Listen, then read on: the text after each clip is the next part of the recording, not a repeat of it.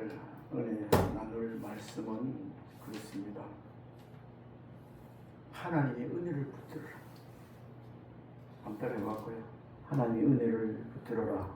하나님의 은혜를 붙들어라. 붙드는데도 지체하지 말고 붙들어라.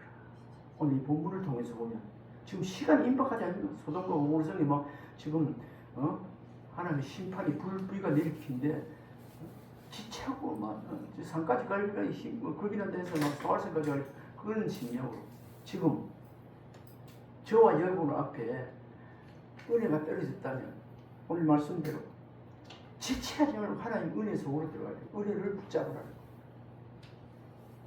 하나님의 은혜 속에 은혜를 붙잡지 않고 은혜 속에 살 수가 없습니다. 그래서 전에도 찾아봤지만 은혜를 붙잡아라. 은혜 속에 살아라. 은혜를 붙들어라. 이 말씀이에요. 은혜라는 단어, 원어, 신약, 구약에 나오는 원어를 한번 뜻을 다시 한번 살펴봤습니다. 은혜, 원어, 신약에는 카리스, 하나님 은혜입니다. 은혜, 카리스. 이것의 풀이한 우리 한국의 한국말의 뜻은 값없이 비추는 호의, 친절과 선물, 그 다음에 받을 자격이 없는 사람에게 주어지는 하나님의 사랑. 이것이 신약에서 은혜라는 거 얘기할 때 그 속에 포함된 내용입니다. 다시 한번 말씀드리겠습니다. 신약의 카리스, 원어, 은혜, 값없이 베푸는 호의입니다. 친절과 선물이고 받을 자격이 없는 사람에게 주어지는 하나님의 사랑입니다. 이걸 한마디로 얘기한다면 하나님의 무조건적인 하나님의 은총, 그렇게 요약할 수 있겠습니다. 죄인인 인간이 자신의 행위나 우리의 행위나 공로가 아니라 하나님의 사랑으로 구원받은 것을 의미하는 것입니다. 값없이 주는 은혜 너 거절 말아라. 이 세상 사람들이 값없이 하나님께서 주시는 하나님의 사랑, 은혜를 얼마나 거절하고 사는지, 마음을 닫고 사는지, 그래서 하나님의 은혜를 받아 누리지 못하고 사는 사람이 우리 얼마나 많은지 오늘 이 시간 말씀 전하고 드는 교회는 이 자리에 카리스의 하나님의 은혜가 있기를, 넘치기를 주님을 축원합니다. 참고성경 2번을 한번 부탁드릴까요? 에베소 2장 8절입니다. 에베소 참고성경 2번. 에스겔 아니고? 에베소서 한번 찾아봅시다. 2장 8절 3번이었네요. 8절 9절 한번 읽어봅시다. 너희가 그 은혜를 위하여 믿음으로 말미암아 구원을 받았으니 이것은 너희에게서 난 것이 아니요 하나님의 선물이라. 행위에서 난 것이 아니니 이는 누구든지 자랑하지 못하게 함이라. 우리가 구원받은 것 하나님 주신 선물인 줄 믿으시기 바랍니다. 이 시간에는 저와 여러분이 하나님 주시는, 그저 주시는 구원의 은혜의 선물을 받은 자입니다. 그런데 이걸 그저 주시는 하나님의 구원의 은혜의 선물을 하나님께서 아무에게나 오면 주는데 받지 못하고 살아간 사람이 주위에 세상에 얼마나 많은지 몰라요.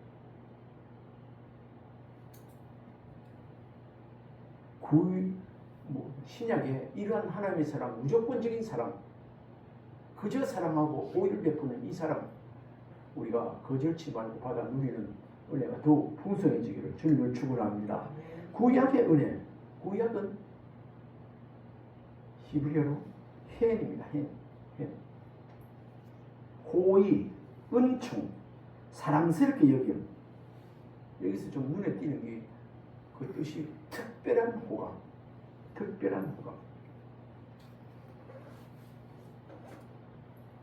은혜를 받았다는 것, 하나님의 특별한 호감을 받았다는 것입니다. 그뿐 아니라 은혜를 받았다는 것은 사랑스럽게, 하나님께서 우리를 더 사랑스럽게 여긴다는 것을 깨닫고 아는 사람, 호의 은총을 누리고 사는 사람. 창세기 6장 8절에 이건 없습니다. 노아는 여호와께 은혜를 입었더라. 노아 그 제약이 가는 시대에 다 하나님께 물로 쓰레기로 심판하시고 그랬을 때 그때 노아는 따라해보시죠. 노아는 노아는 여호와께 여호와께 은혜를 입었더라. 은혜를 입었더라. 지금 물로 심판하는 세상을 심판하는 시대는 아니지만 오늘 제약이 간량한 시대에 하나님께 은혜를 입은 사람이 바로 이 자리에 저와 여러분인 줄 믿습니다. 노아는 여호와께 은혜를 입었더라.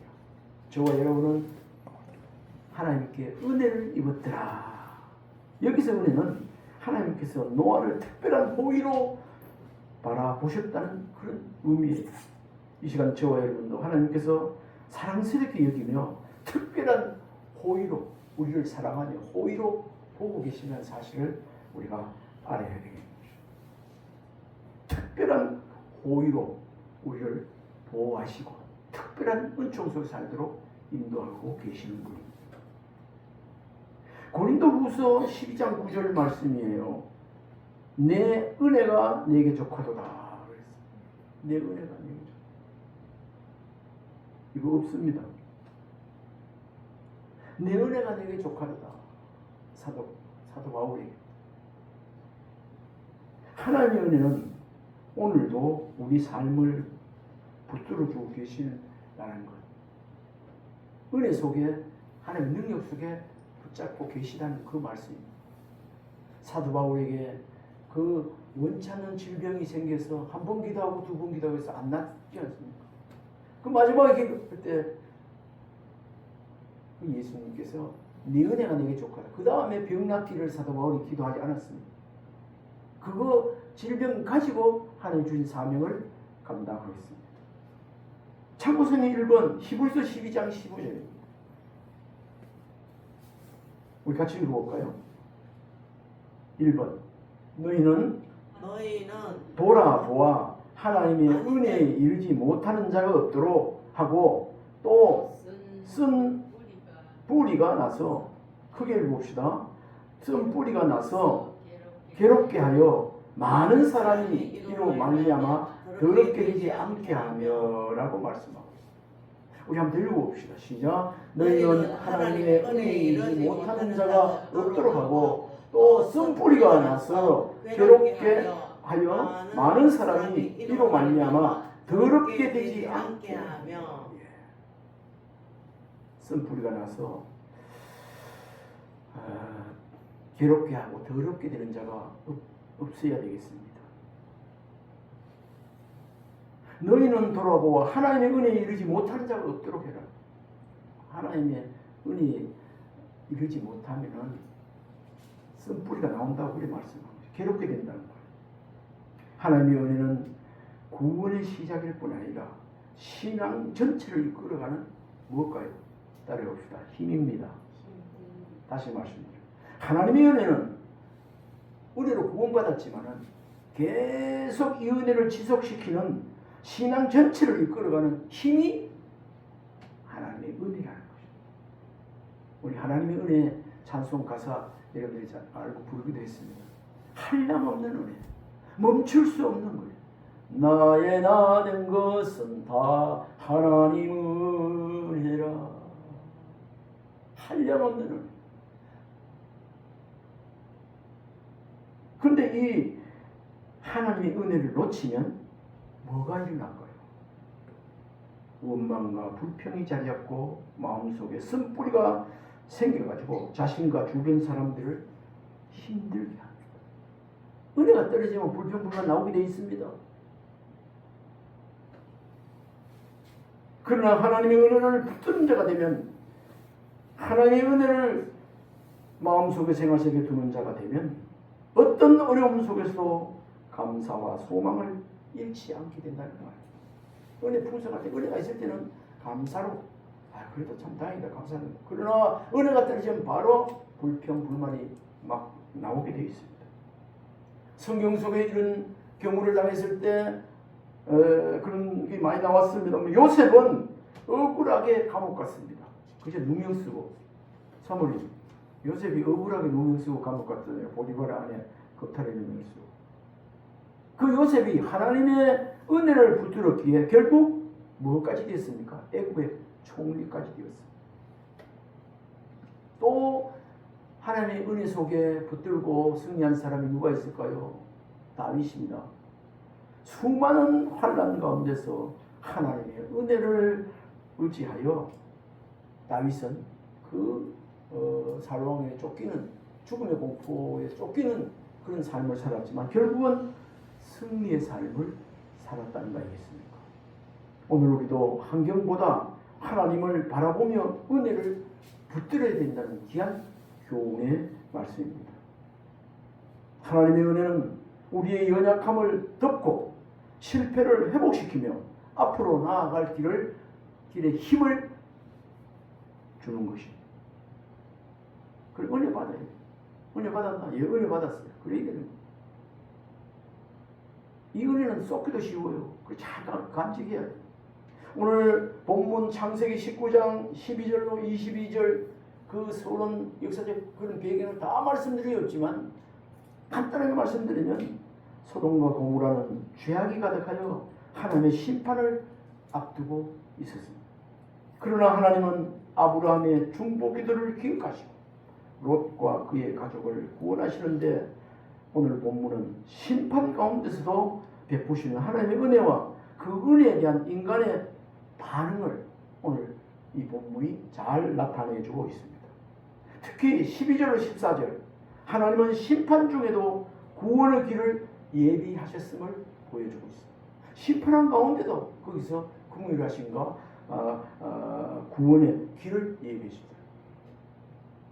천사들은 롯의 가족들을 모두 데리고 성을 떠나라고 명령하고 있습니다. 그냥 죄 지은 거 가지고 막 심판해버리면 다 죽었을 텐데 그거다라 그래도 사랑했어요.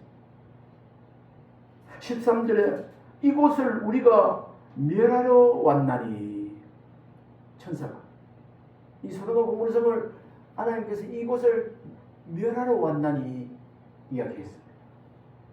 하나님의 심판은 반드시 이루어지지만 하나님은 먼저 구원의 길을 열어놓았다는 사실을 여기서 우리가 발견할 수 있습니다.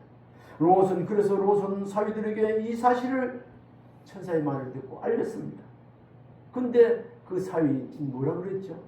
아까 말씀을 읽었지만 그들은 롯이 사위에게 빨리 이 성을 떠나야 된다, 안 그러면 심판에 죽는다 그러니까 사위가 농담으로 얘기했더라.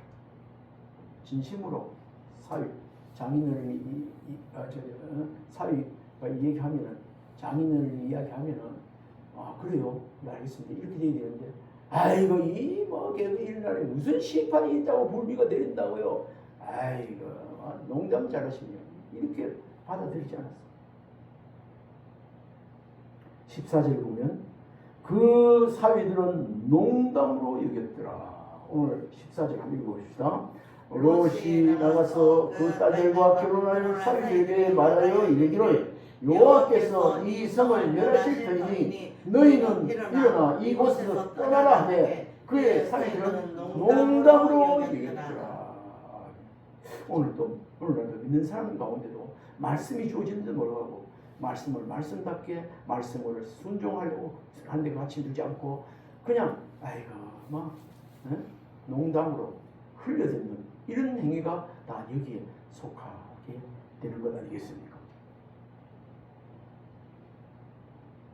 말씀을 들어도 경고를 들어도 농담으로 여기고 안 믿는 것은 구원받을 기회를 놓치는 것입니다. 오늘 부족하지만 목사를 통해서 또 친구를 통해서 이렇게 말씀을 읽다가 성령의 인도하심으로 이렇게 말씀이 선포되어지고 있는데도 불구하고 하나의 말씀으로 여기지 않고 경고인데도 놀라지 않고 그냥 자기 생각대로 이렇게 나아간다면 경고를 무시하는 것, 이것은 농담으로 여기고 하나의 말씀을 하찮게 여기는 것 아니겠습니까?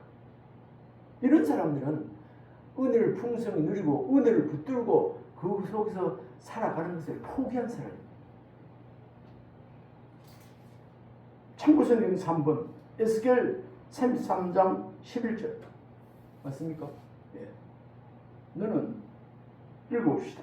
너는 그들에게 말하라. 주 여호와의 말씀이니라. 나의 삶을 두고 맹세하노니 나는 악인이 죽는 것을 기뻐하지 아니하고 악인이 그의 길에서 돌이켜 떠나 사는 것을 기뻐하노라. 이스라엘 족속아 돌이키고 돌이키라. 너희 악한 길에서 떠나라. 어찌 죽고자 하느냐 하셨다 하라.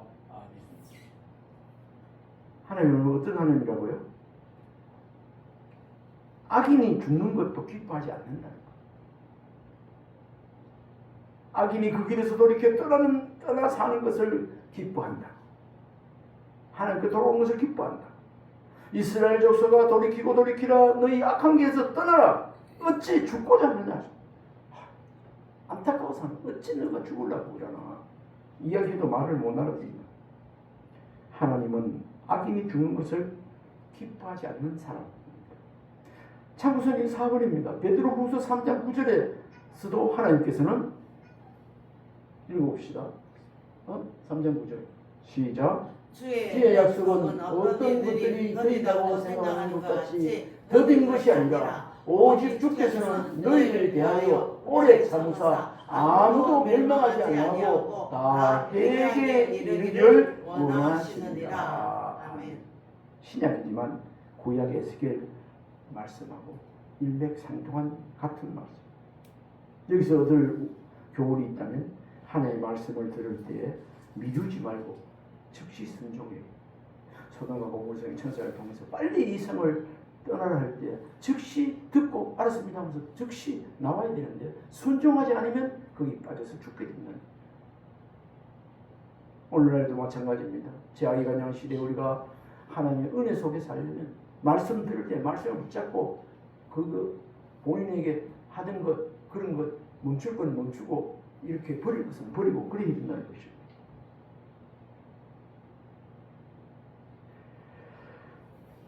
우리가 첫 번째는 하나님의 심판 중에도 구원의 길을 예비하신다는 뜻이고, 두 번째 15절 16절은 구원은 인간의 공로가 아닌 하나님의 은혜라는 것을 말씀하고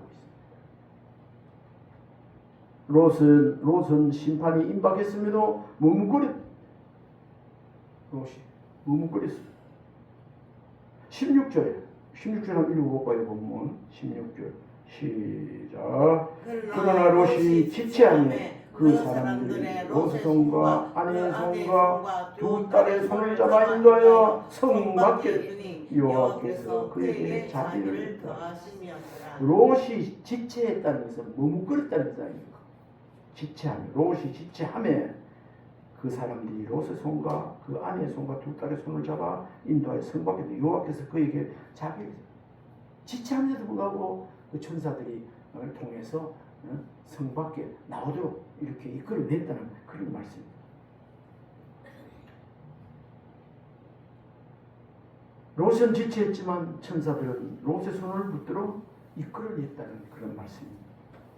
여호와께서 그에게 자비를 더하셨으므로 롯이 구원받은 이유는 그의 의로움 때문 아니라 하나님의 자비 때문에 구원받은 것입니다. 우리의 구원도 마찬가지입니다. 참고성경 2번 한번 읽어볼까요? 참고성경 2번 너희는 시작. 너희는 그 은혜에 의하여 믿음으로 말미암아 구원을 받았으니 이것은 너희에게서 난 것이 아니요 하나님의 선물이라. 행위에서 난 것이 아니니 이는 누구든지 자랑하지 못하게 함이라. 아멘. 참고성경 5번째 디도서 말씀도 한번 읽어봅시다. 디도서 3장 5절 읽어볼까요? 우리를 구원하시되 우리가 행한 바 의로운 행위로 말미암지 아니하고 오직 그의 긍휼하심을 따라 중생의 씻음과 성령의 새롭게 하심으로 하셨나니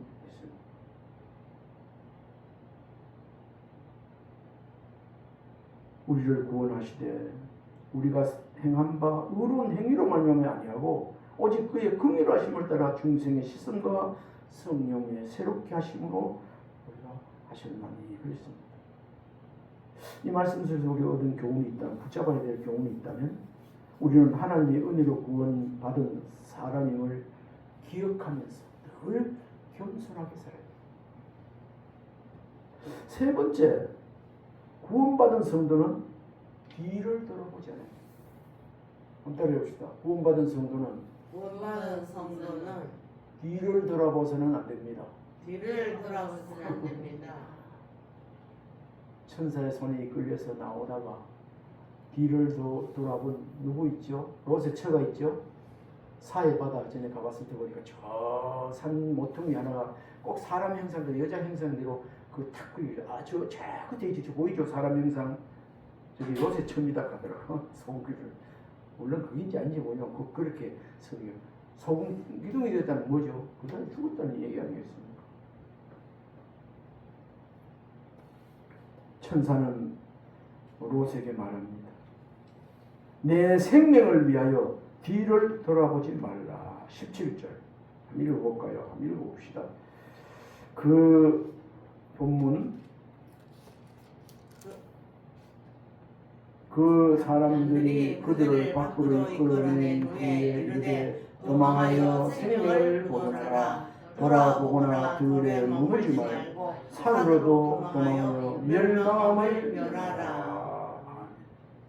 뒤돌아보면 어찌되죠? 멸망입니다.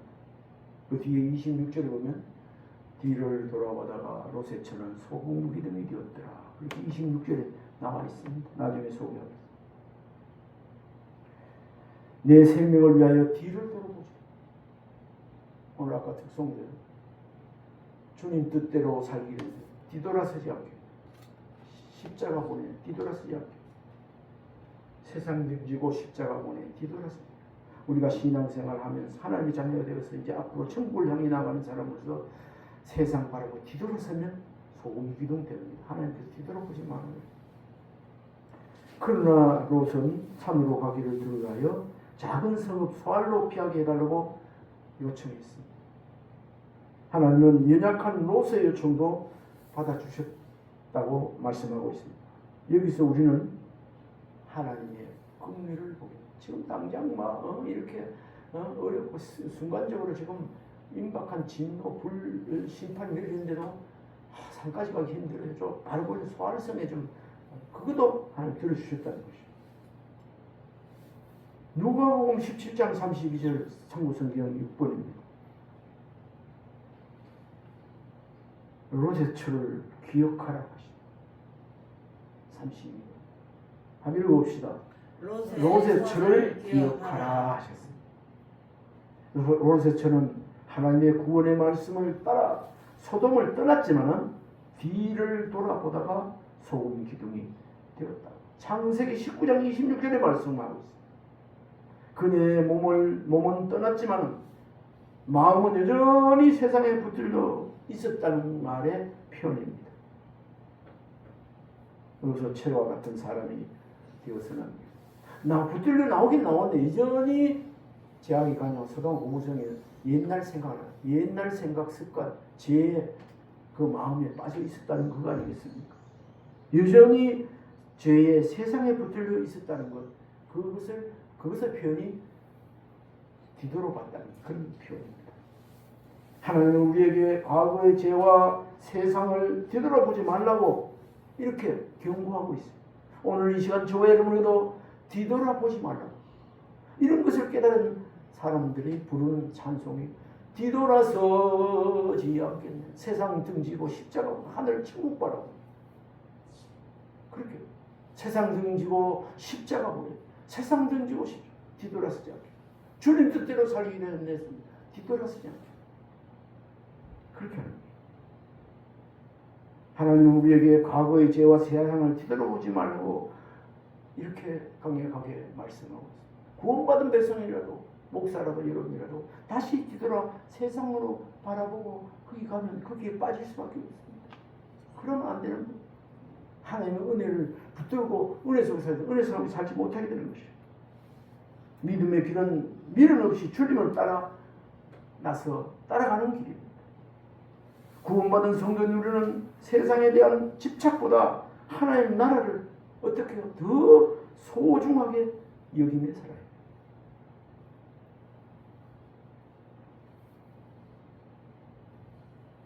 혹시 이 말씀을 전하고 들으면서 아직 내가 놓지 못하고 있는 세상의 미련이 있다면 어떤 것이 있을까요? 이 말씀 들으면서 완전히 세상에 메인 거, 큰 거, 작은 거 모든 것을 완전히 내려놓고 하나님의 은혜의 손에, 하나님의 손에 붙들리어야 되겠습니다. 오늘 또 뒤돌아보지 않고 주님만 바라보고 살아가야 하는 그런 교훈의 말씀입니다. 오늘 말씀을 정리합니다.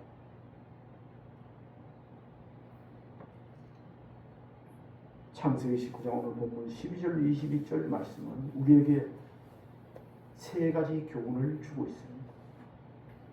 하나님의 경고를 가볍게 여기지 말라. 첫 번째 교훈이었습니다. 두 번째 교훈은 무엇일까요? 구원은 하나님의 은혜다. 전적인 하나님의 은혜다. 세 번째 교훈은 무엇일까요? 구원받은 뒤에 뒤를 돌아보지 말고 믿음으로 전진하며 살아야 됩니다. 하나님께서는 오늘도 심판 가운데서 구원의 길을 열어주고 계시는 분입니다. 롯처럼 지체하지 말고 즉시 순종하여 하나님의 은혜를 붙드는 성도가 되어야 또 은혜 속에 살 수 있습니다.